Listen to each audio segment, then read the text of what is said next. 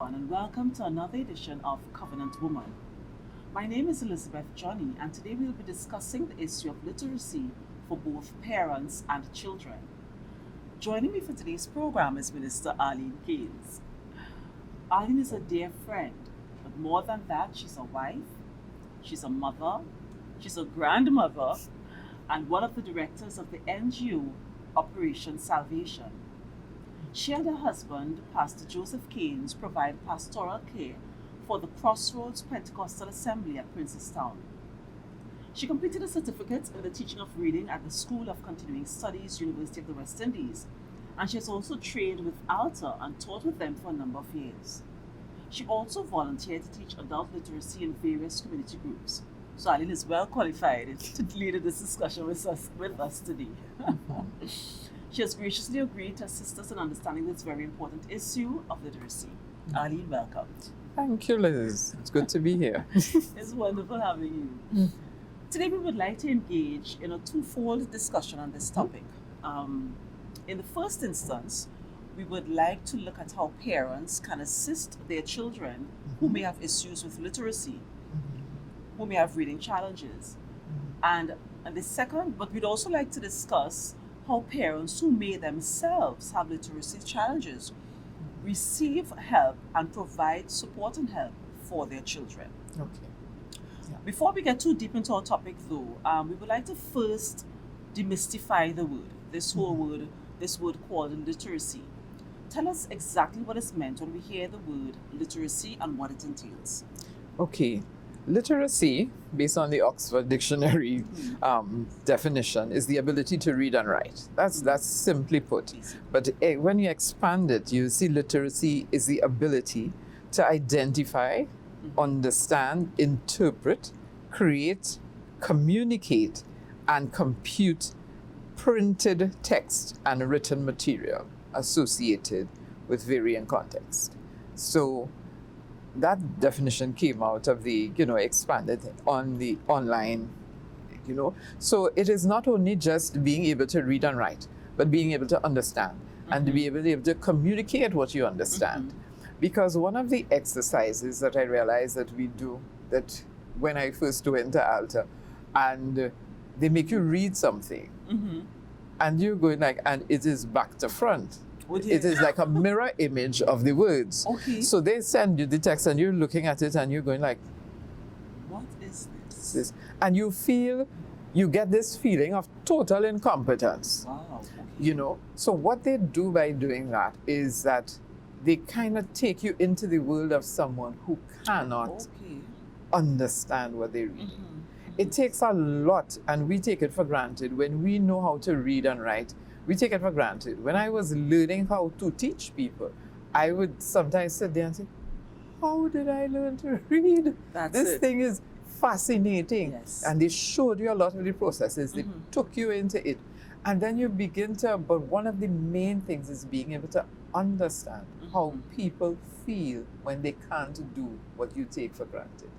So then you don't only deal with it as a clinical thing, but you come alongside. Yes. It is quite. I remember you're saying that, and I remember some years ago I went to, I think it was the passport office, the immigration office, sorry. And while there, a gentleman came up to me. I was completing a form, and he came up to me and he says, Miss, excuse me, I forgot my glasses home. Can you help me, please? I said, sure, no problem. No, I am really not thinking anything other than a man forgot his glasses and he needed assistance. And he says, so he had gotten to the part of the form which was asking him for his mother's name. So I said, okay, well, what's your mom's name? And he kept saying, Marjorie. So I said, I'm not sure. I said, how do you spell that? And he kept saying it, Marjorie. And I'm like, Marjorie? After what I realized, he was saying the woman's name was Marjorie. Right. But based on how he was pronouncing it, yes. But that was one of the first experiences I would have had with somebody who may have had challenges with reading or literacy. After what I realized, that was a challenge she had, because basically I had to help him complete the entire form. So I think it would have taken a lot of courage from him to approach me, to ask for assistance. And I'm so thankful looking back now that I did not scoff or, dismiss him or whatever, because at the point in time I didn't realize what was happening. Afterward, I realized he was having that particular challenge. It is very intimidating. It is. It is. To be in a world where things return, and you can't figure out what it is. And as you say, sometimes these are things we take for granted. We take it for granted. Because we're living in a print-rich world, and we take it for granted that everybody is at the same point and place to be able to read and understand and move on, But some persons do have some challenges. I remember once I was doing an interview with somebody, and a lady called in on the radio program, and she said, I went to my children's school because I like to check on them. But she herself has a problem with reading. Right. And they told her they were supposed to have a meeting, and where was the meeting, but they changed the meeting or whatever. And so she's coming into the school, with confidence. She likes to check on her children and so on.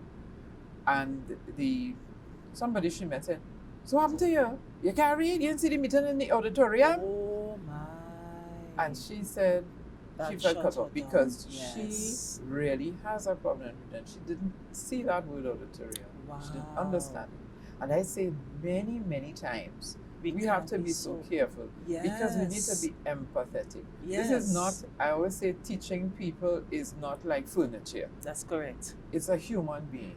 They have emotions. They have situations. That's right. When they reach before you, you don't know what kind of day they had. That's correct. Or whatever it is. You don't know what history they bring. Yes. So this issue of reading is a lot more than we think. Get a piece of paper, learn the words, let's go with it, And some words bring out feelings with us. Yes. Like even simply like you telling, say, what is your mother's name? Marjorie. Suppose Marjorie was dead and he had to say Marjorie and realize, and there were feelings that came with it. It may not have been a reading problem. He may have really lost his glasses. But, it takes some time to be able to process things and to bring it to the fore. So we have to learn to be empathetic with people as we teach them. We want to focus a little bit on the issue of adult literacy because ALTA was formed. What year was ALTA formed in Trinidad and Tobago? 1992.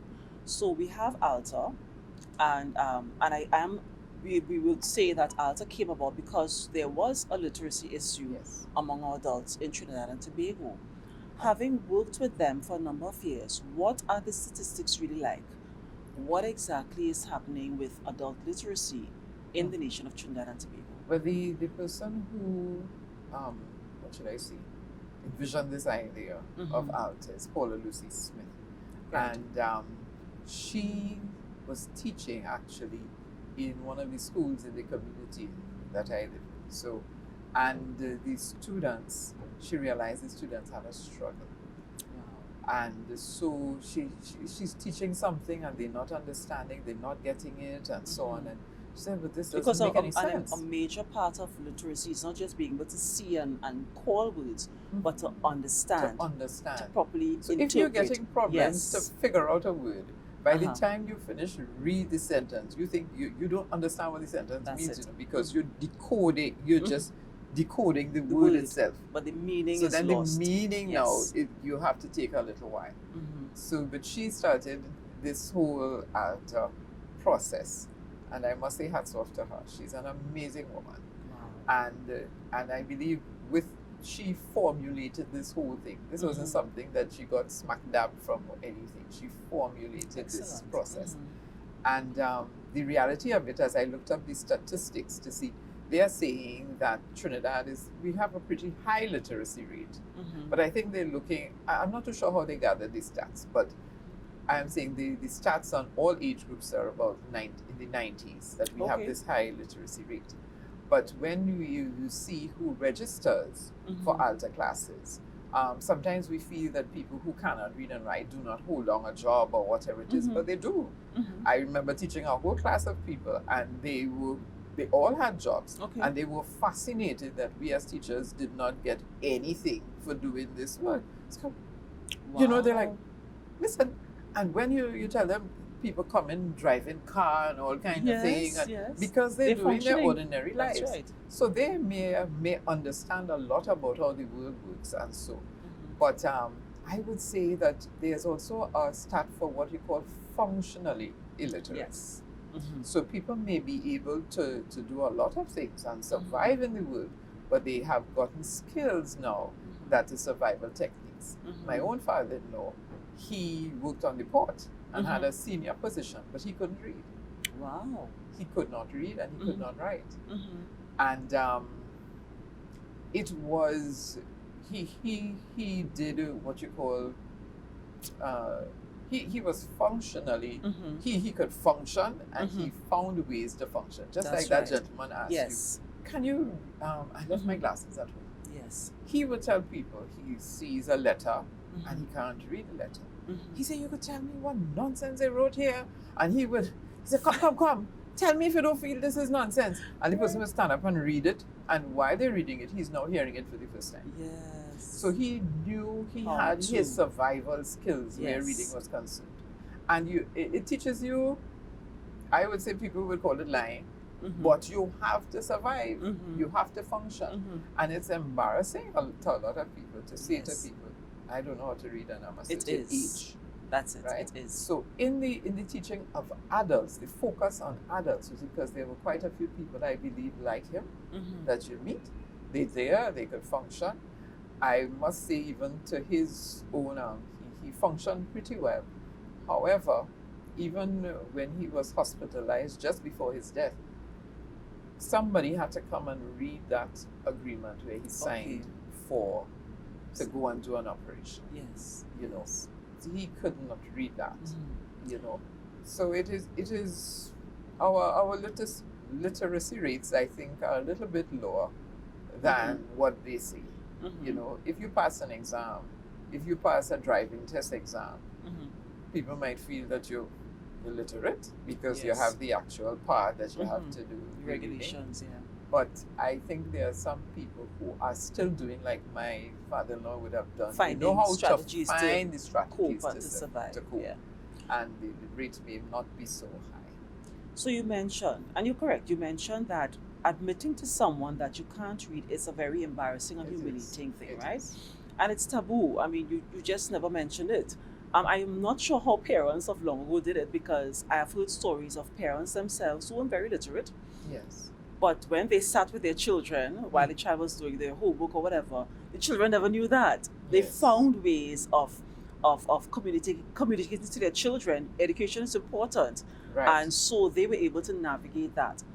So how can we help persons, adults who may have literacy challenges? How can we bring them to a place where, ensuring that they maintain their dignity and their self-respect, how can we bring them to a place, or encourage them, I should say, to engage in programs like ALTA, where they can work on and improve their literacy skills? How do you bridge that gap? The thing is, I realize Alta has been doing a lot of work with advertising, and Okay. I think they have a clip online about how people feel. That Right. thing when I just said, you get a Mhm. piece of reading, and as we who Mhm. may be able to read Mhm. get in touch with that type of a thing, we can. I mean, we are Christians and we know Mhm. how to, ask God for the wisdom, how Yes. to help people reach to that point Mhm. to access the help. Mhm. Because sometimes I would look at people and I say, oh gosh, this person cannot read, but they have found a way. How do you now say to them, you could go by Alta and Yes. that- How do you how do initiate you that conversation? do that? But Correct. it means that you just build a relationship with them. And you have to be, trusted. People have to have you trust them. Mhm. It has to be a mutual trust Yes. that you could say, what about you getting help Mhm. for this? This is okay. It's okay It's not okay. to know. It's It's okay. okay, and you can get help. True. Or probably if you're in the state that I'm in, I can help you. What about if Yes. we meet so Yes. and So I like the way Alta does it. But I Excellent. believe that even we, normal people, Mhm. could help people, teach them certain things. And if you reach that stage and tell yourself, I can't take you any further, you Mhm. could introduce them to the classes and Yes. so on. Yes. And there are lots of things, that people can do. Mhm. Like, okay, even in this season where now you have the Are people computer literate? Mm-hmm. We need the computers, we need the ICT and all of this. And there are some people who are quite literate. Yes. They can read, they can pick up a Yes. book and read. But When they it comes to cannot come to the literacy, computer and they go like, they shut down. But you have to enter into this world. That's So I it. say the partnership of the young people who know how to use Yes.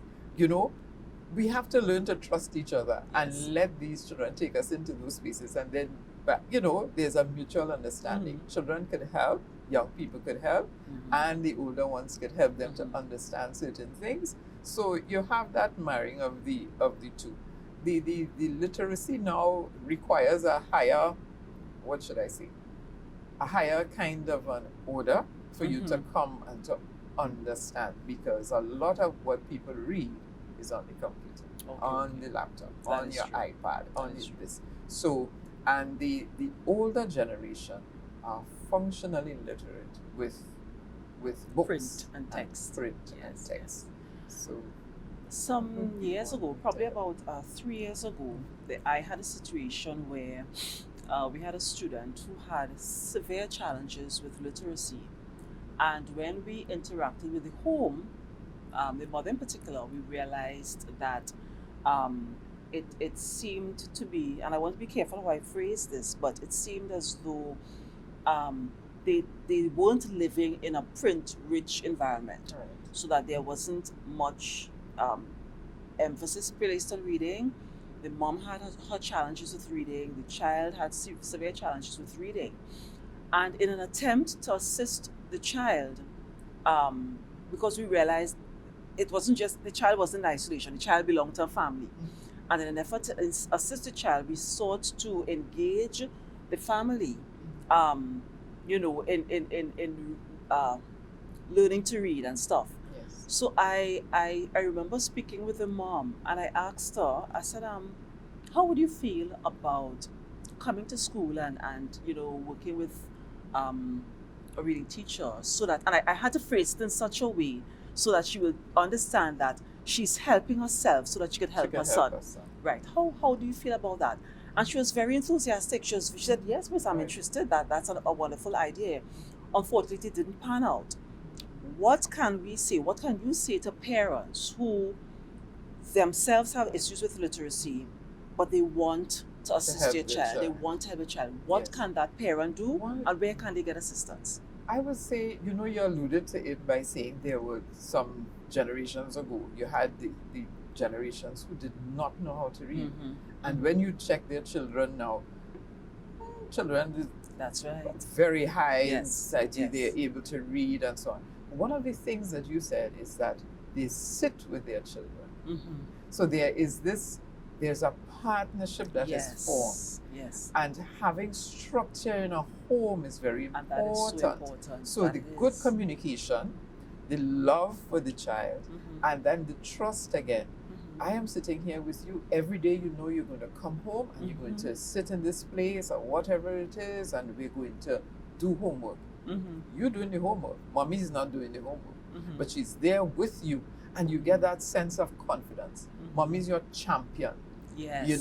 Your Yes. parents are your champion. You know that you could come home, and there would be that their reception. There would be Mhm. that engagement, and that goes a long way It does. to student success. Mhm. There are times when I look at people, you see, they don't have the resources probably that I have. They don't have these things, but they have that sense of continuity, communication.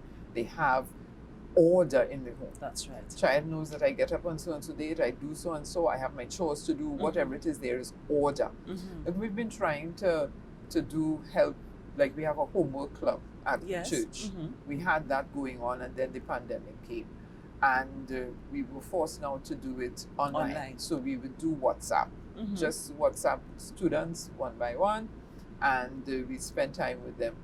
But strange things were happening in some homes. Yes. So you can't, and don't forget, they are home They are in home. their space That's where right. they are in charge. Mhm. But where they are in charge, how could you tell somebody, could you leave the room when the room isn't a very big room? That's right. Where is the child going to get this space to Yes. study? Mhm. Where is this child? What is the designated space? So Mhm. all those things are issues that Mhm. come in. and people live chaotic lives. Mhm. So now to bring this into an order where you have to tell them, okay, get ready, pack your bag, do this, so. They, Mhm. a child, we saw some students under a table. Wow. That was their space that they could be without any confusion going on in the home. Okay. And we have to be aware sometimes the space that they exist in Mhm. is not safe, it's not ordered, Mhm. but it's not very big either. Okay. I had my granddaughter online a day, and Mhm. her little cousin came, and the two of them in two different schools, and both of them Mhm. online, Mhm. and they allowed the children.